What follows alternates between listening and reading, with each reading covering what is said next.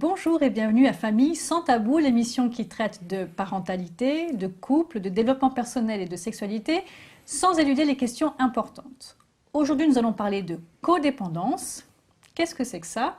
Êtes-vous une personne codépendante? Peut-être, on va le découvrir aujourd'hui avec Alain Charpillot. Bonjour. Alain, tu es responsable du Centre de relations d'aide à Genève, Horizon 9. Oui. Est-ce que tu peux nous présenter ton travail? Oui, alors on fait de la relation d'aide, 3 personnes, on fait de la relation d'aide et puis il y a un psychologue et un psychothérapeute pour accompagner les personnes qui se posent des questions, qui vivent des moments difficiles, autant couple, famille que individuel. Alors, c'est de la relation d'aide, on dit chrétienne, parce que c'est christocentrique, dans le sens que on permet aussi, ou ça permet aux gens aussi de réajuster aussi certaines peut-être croyances, ou aussi peut-être se dire mais mon problème n'est pas spirituel mais plus psychologique. Si on n'est pas chrétien, on peut venir aussi. Bien sûr. On prend rendez-vous. On prend rendez-vous. Et on peut aller pour une ou plusieurs séances. Pour une ou plusieurs séances. Très bien. Aujourd'hui, on parle de codépendance. Oui. Qu'est-ce que c'est la codépendance? Alors la codépendance, c'est une attitude ou un fonctionnement que l'on a face à des personnes qui vivent des moments difficiles. Moi, j'ai découvert la codépendance en travaillant avec les personnes dépendantes de l'alcool. Et puis, j'ai réalisé qu'on pouvait être codépendant, pas seulement des gens qui ont une addiction, mais aussi des personnes qui dysfonctionnent. Dans le sens, c'est que si on prend l'image d'un mobile, par exemple, une personne à côté de nous va modifier la partie de son mobile, ce qui fait que ça va déséquilibrer le mobile. Et puis le codépendant, n'aimant pas ce déséquilibre, il va modifier sa partie du mobile pour rééquilibrer. Et pour finir, il va chaque fois rééquilibrer sa partie pour se réadapter à l'autre. Ce qui fait que pour finir, on ne vit plus pour nous-mêmes, on n'est plus maître de ses réactions, on fait tout en fonction de l'autre. D'accord, moi je découvre cette expression codépendant.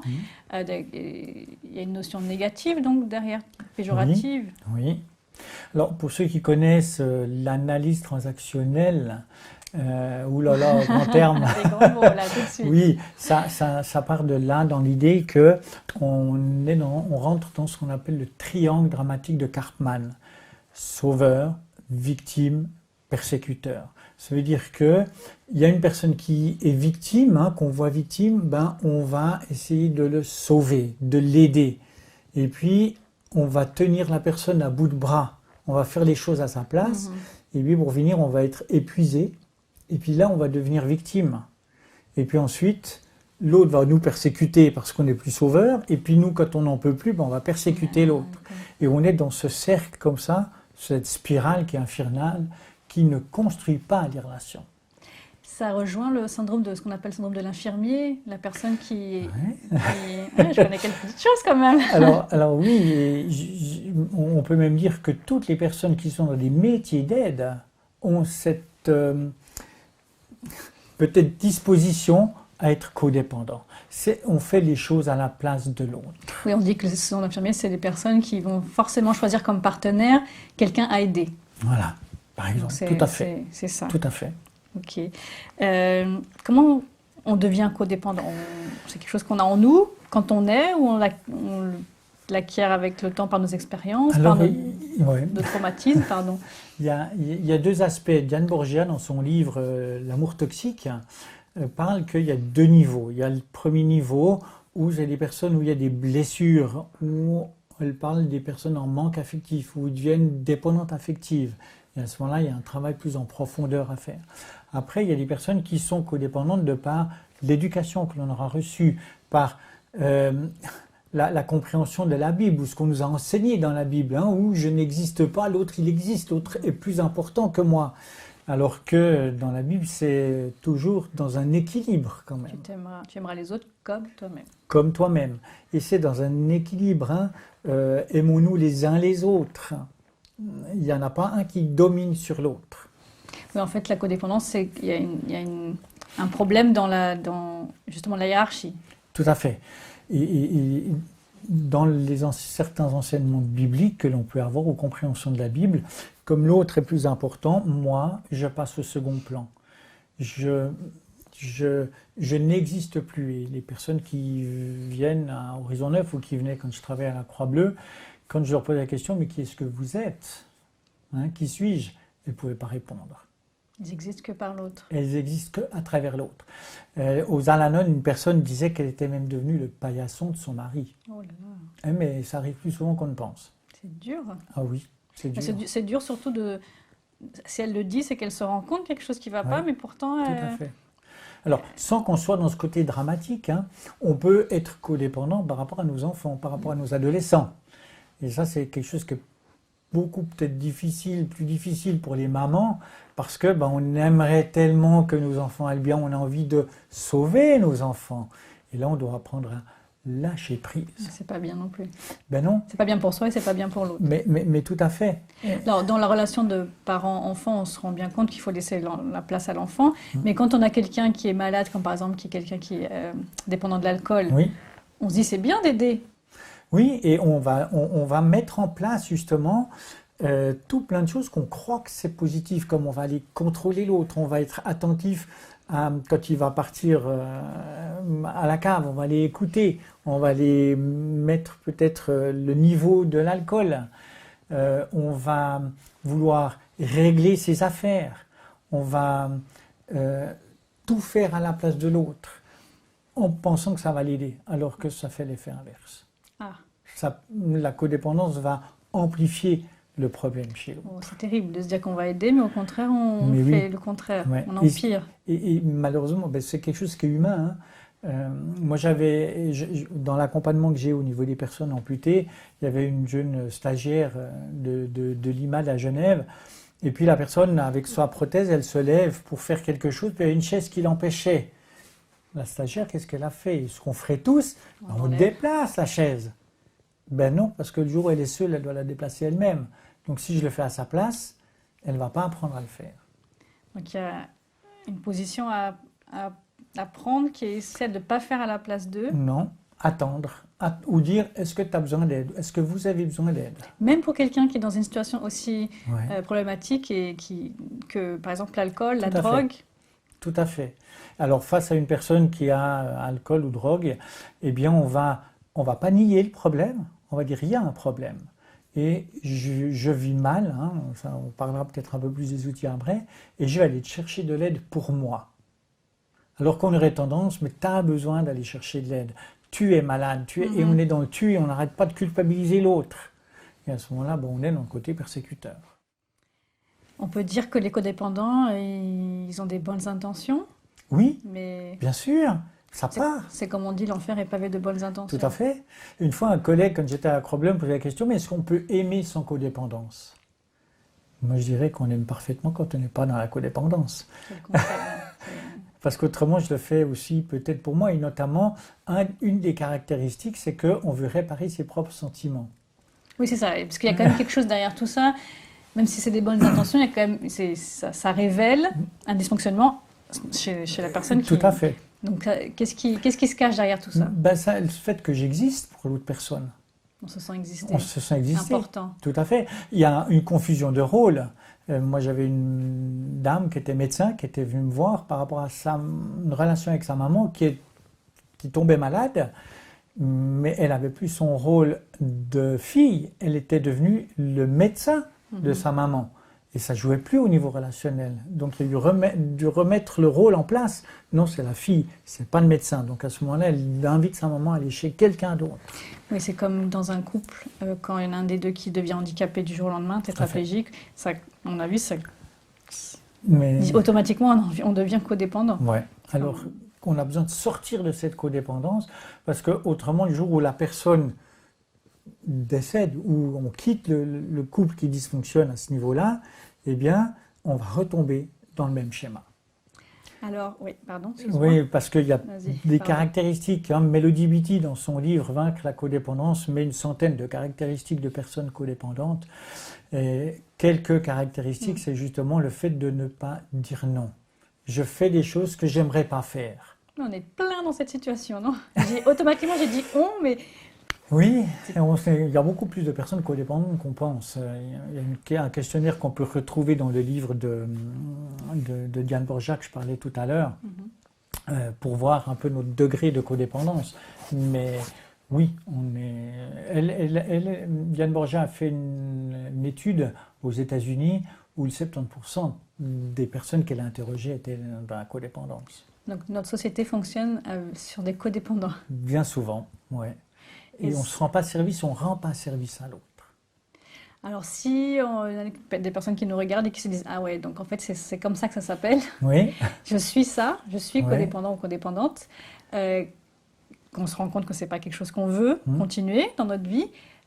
Comment est-ce qu'on fait pour ne plus pour sortir de la codépendance? Alors déjà, on va dire à la personne bienvenue au club, comme ça elle ne se sent pas toute seule. Exactement. Si c'est un thème que j'aime beaucoup, c'est parce que moi j'étais un codépendant.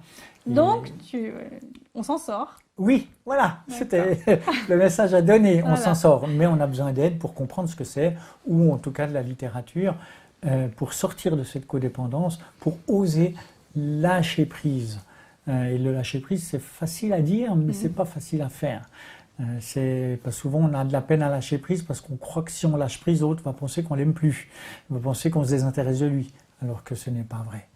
Oui, puis c'est comme tu dis, on a peut-être créé une relation basée sur la codépendance. Tout d'un coup, il y en a un qui arrête, l'autre il se sent perdu et ça crée une rupture dans la relation. Alors, quand on sort de la codépendance, ça crée effectivement une tension aussi chez l'autre. Et dans les deux outils que je donne pour sortir de la codépendance, c'est le triangle thérapeutique, dans le sens que quand il y a une situation, on a automatiquement des émotions. Quand on est dans la codépendance, on ne tient pas compte de ses émotions. Alors pour sortir, c'est prendre conscience de ses émotions. Par exemple, pouvoir dire, mais écoute, cette situation, moi, elle me fait du mal. Ou je ne suis pas bien. Ou quand au début, on sent qu'il y a quelque chose, on n'est pas à l'aise, dire, attends, là, il y a quelque chose qui est en train de se passer en moi. Ça, c'est le premier truc. Le deuxième aspect, c'est la permission. Ça veut dire se donner la permission de faire quelque chose.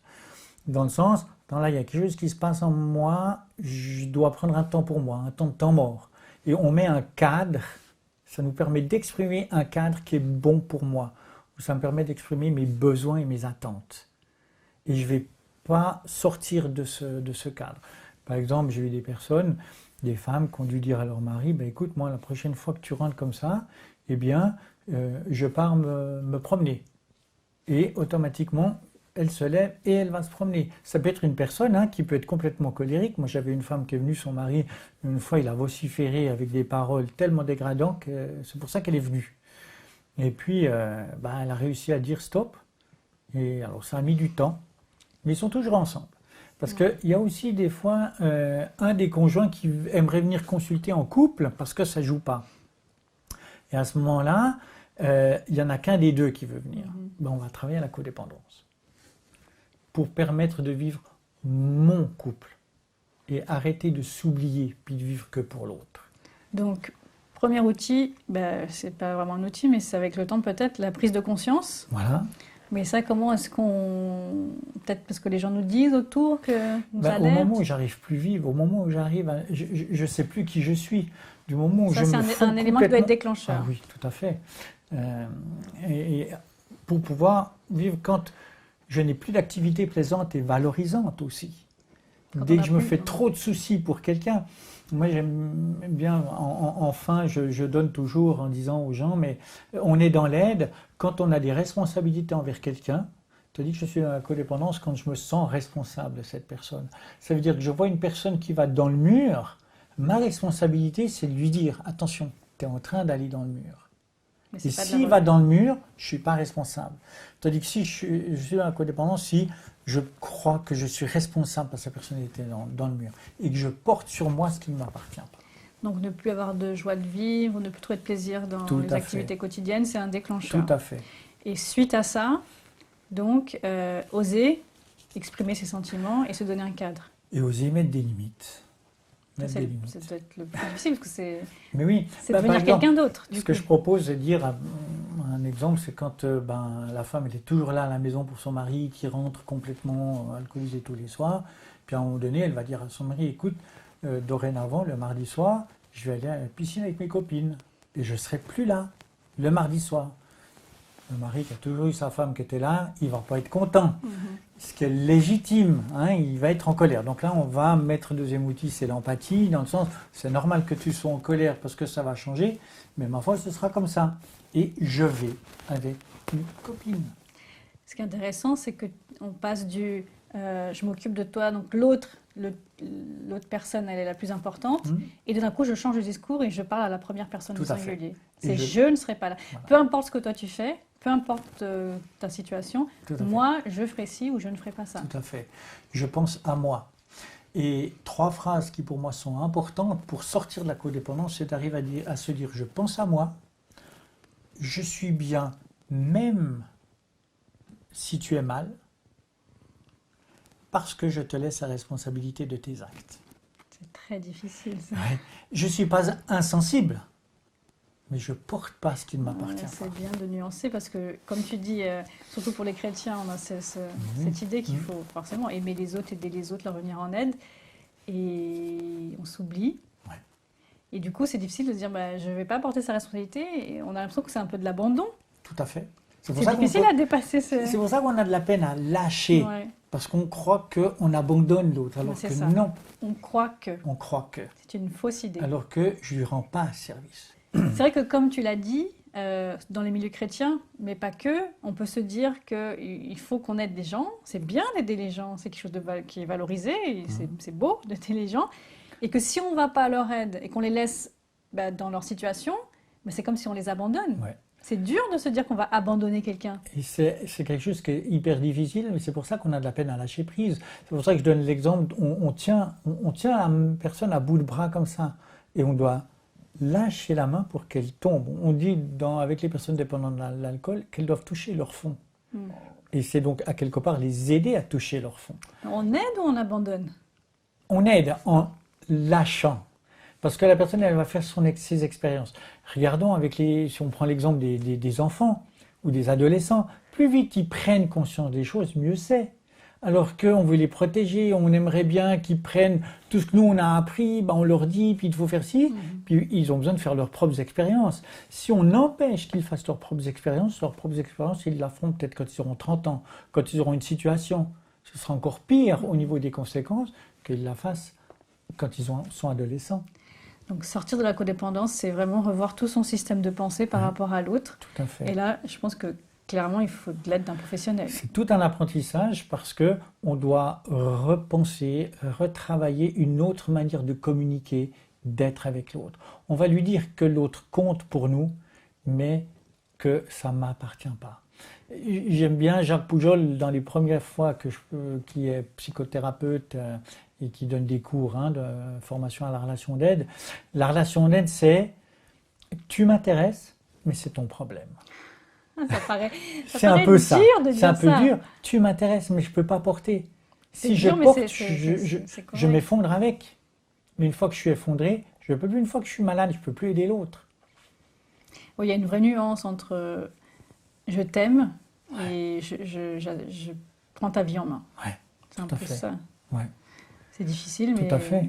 Et on ne peut pas être fusionnel. On est 2 entités différentes. Et c'est bien pour la personne qui a envie d'aider parce que forcément elle va porter le poids de tout le monde, donc ça va la soulager, mais c'est bien aussi. Oui.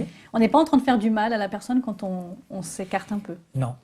Je donne l'image de bateaux qui sont des personnes, et puis il y a des amarres qui tiennent les 2 bateaux. Il y en a un qui est en mal en point puis qui est en train de couler. Qu'est-ce qu'il va faire si on ne coupe pas les amarres? Il va entraîner l'autre. Il va entraîner l'autre, automatiquement. Et c'est être dans la codépendance, c'est dire, en restant là, je pense que je vais l'aider. On va couler tous les 2.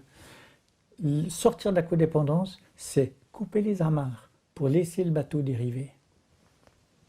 Ça veut dire qu'inévitablement, si on est dans la codépendance, on finit par ne pas aller bien. C'est pas l'autre c'est les 2 qui vont aller mal. D'accord. C'est pas l'autre qui va aller mieux, c'est nous 2 qui allons. Tout à fait. Et je ne donne pas la possibilité à l'autre d'aller mieux.